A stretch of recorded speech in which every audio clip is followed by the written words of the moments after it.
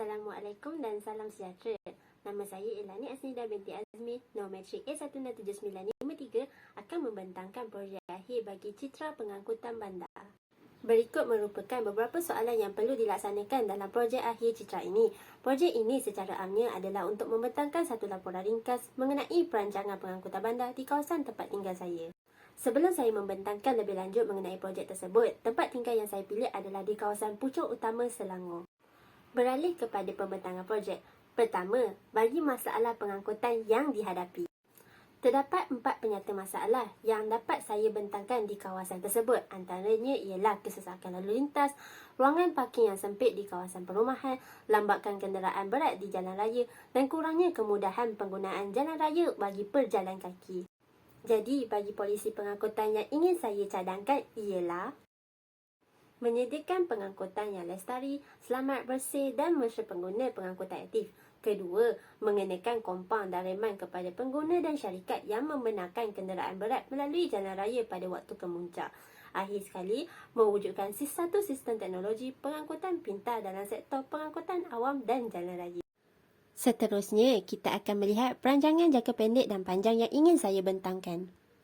Bagi pelan jangka pendek iaitu dalam tempoh 3 tahun, saya ingin mengutarakan 4 cadangan dalam usaha membantu memajukan sektor pengangkutan di kawasan ini.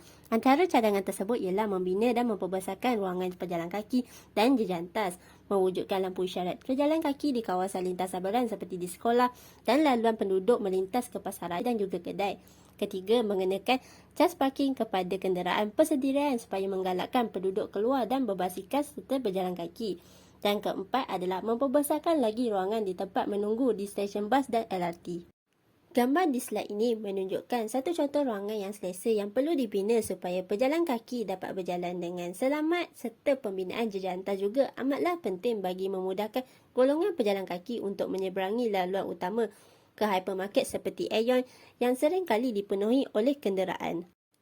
Seterusnya, gambar ini pula menunjukkan contoh lampu isyarat di kawasan lintas sambelan yang boleh dibina di kawasan seperti masjid dan sekolah agar pejalan kaki dapat menyeberangi laluan jalan raya lebih selamat.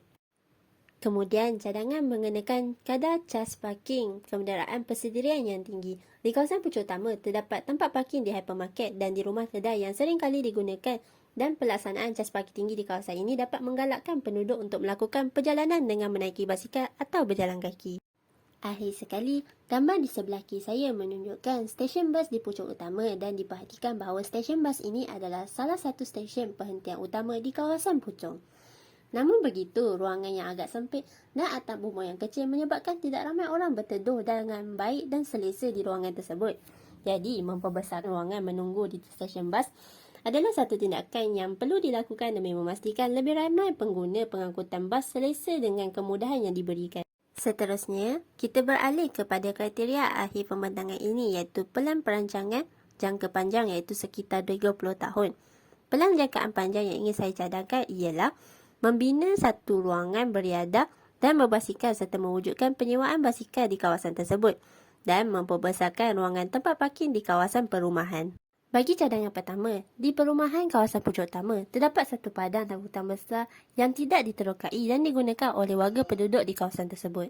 Oleh itu, saya mencadangkan pelan jangka panjang untuk membina satu ruangan aktiviti riadah berbasikal. Ini kerana kawasan tersebut amat strategik di mana ia bersebelahan dengan KL Sport iaitu padang badminton. Jadi, pembinaan tempat berbasikal di kawasan ini mampu menarik penduduk serta orang ramai untuk melakukan aktiviti berbasikal dan ini membantu meningkatkan lagi sektor pengangkutan aktif. Tambahan pula, kita juga boleh membuat penyewaan basikal di mana mereka yang tiada basikal boleh menyewa dan belajar berbasikal di tempat tersebut. Akhir sekali, memperbesarkan ruangan di tempat parking di kawasan perumahan tersebut. Gambar di slide ini menunjukkan kecilnya ruangan tempat peletakan kenderaan bagi setiap rumah. Jadi, saya mencadangkan untuk membesarkan atau menyediakan satu ruangan khas untuk penduduk meletakkan kenderaan agar jalan di perumahan tersebut menjadi lebih besar dan selamat untuk penduduk berbasikal atau berjalan kaki pulang ke rumah masing-masing. Itu sahaja pembentangan dari saya. Sekian, terima kasih.